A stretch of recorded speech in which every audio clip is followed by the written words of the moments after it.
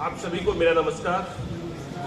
देखिए, मुझे अच्छा ये लग रहा है, देखिए नीरज जी ने बताया है कि मैं खरी खरी बातें करता हूँ। ये अच्छा ये लग रहा है कि 12वीं के बाद, मतलब बोर्ड करने के बाद इतने सारे छात्र बिहार के किसी शिक्षण संस्थान में पढ़ रहे हैं।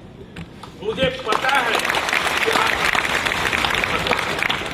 क्योंकि मेरी ठोस मान्यता रही है कि 12वीं के बाद बिहार में पढ़ने और पढ़ाने के लिए कुछ बच नहीं जाता है। बिहार की शिक्षा व्यवस्था को चौपट किया जा चुका है, किया गया है। मैं कह रहा हूं या नहीं कह रहा हूं कि चौपट हो गया है, किया जा चुका है। तो 12वीं के बाद आप यहां हैं, अपने प्रदेश में हैं, यह खुशी की बात है। लेकिन इसके साथ ही चिंता की बात भी है, क्योंकि आप सारे किसी न किसी प्रोफेशनल कोर्स को कर रहे हैं। चिंता की बात यह है कि हम रोजगार कहां देंगे। नीरज जी ने अभी कहा कि देश के किसी हिस्से में चले जाइए, सीमेंट के छात्र मिलेंगे, देश की किसी कंपनी में चले जाइए, छात्र मिलेंगे। लेकिन बिहार में अनुपात क्या है? समीर महासेठ जी बैठे हैं, मेरे बड़े भाई हैं, बिहार के उद्योग मंत्री हैं। उन्हें यह सोचना होगा कि जो बिहार में रहकर पढ़ रहे हैं, उन्हें बिहार में नौकरी हम कहां देंगे और कैसे देंगे, यह बड़ी बात है। इस पर विचार करना होगा, क्योंकि बिहार में रहकर पढ़ने वाले, मेरे साथ यहां मेरे सहयोगी आलोक बैठे हैं। आप लाइव सिटीज पर बराबर सुनते होंगे। मेरा नाम आलोक है, आप देख रहे हैं लाइव सिटीज। अब ये चेन्नई गए थे अपने भाई का दाखिला कराने, और आए तो मैं पटना के एक रेस्तरां में था। ये बड़े खुशी मन से मेरे पास आए।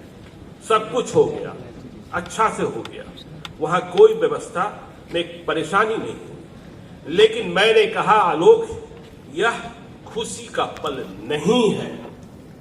आलोक भी चकराए कि खुशी का पल क्यों नहीं है। अन्ना यूनिवर्सिटी में एडमिशन मैंने कहा कि देखिए, पिछले 30 साल में, 32 साल में हमारे भाइयों को, हमारे बहनों को, हमारे बेटे और बेटियों को यही मिला है कि ग्रेजुएशन करने के लिए या फिर मास्टर्स करने के लिए बिहार से बाहर जाना पड़ रहा है।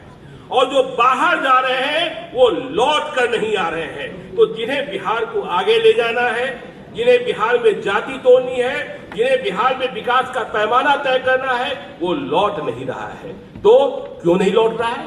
क्योंकि उन्होंने जो पढ़ाई की उसका फल यहां प्राप्त नहीं होना है।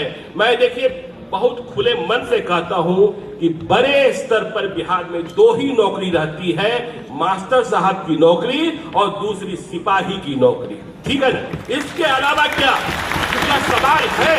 यक्ष सवाल है। और जब हम देखते हैं रोजगार, नीरज जी ने कहा कि देखिए सबसे बड़ा सवाल है, यदि रोजगार नहीं मिलेगा तो मन में भटकाव पैदा होगा। एंटरप्रेन्योरशिप की बात की। देखिए, मैं कहता हूं एंटरप्रेन्योरशिप बहुत जरूरी है, और जरूरी इसलिए है कि हम बिहारी सबसे मेहनती हैं, लेकिन हम कुछ ऐसी बातों में फंस जाते हैं। नीरज जी ने स्किल डेवलपमेंट की बात की। और देखिए, जब आपसे हम इंटरेक्ट करते हैं, मैं अपनी जिंदगी को भी देखता हूं। मैं तो कॉमर्स का विद्यार्थी था, कहां मैं पत्रकार बन गया। और पत्रकारिता में भी मैंने क्राइम रिपोर्टिंग की, मतलब रोज खून से ही नाता रिश्ता रहा। तो स्किल डेवलपमेंट की बात और एंटरप्रेन्योरशिप की बात, और इसके साथ ही जो आप पढ़ रहे हैं, रीजनिंग।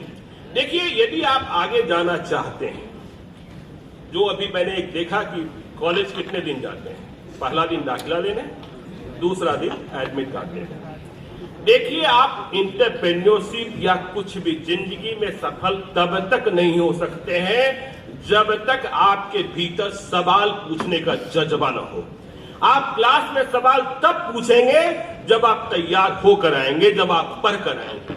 आप नेताओं से, मंत्रियों से, विधायकों से, मुखिया से सवाल तब पूछेंगे जब आपको आपके अधिकार की जानकारी प्राप्त होगी। लेकिन आजकल हम यह देखते हैं कि हमारा जो ध्यान है, देखिए ये मेरा धंधा है, नहीं बोलना चाहिए, कि हमारा जो ध्यान है वह किताबों से और किताब से जुड़ी जानकारियों से या दुनिया की जानकारियों से ज्यादा मोबाइल में हम घुले मिले हैं। यह बात ठीक नहीं है। इस बात को हम देखिए कहते हैं दूसरी बात समझिए, बिहार में क्या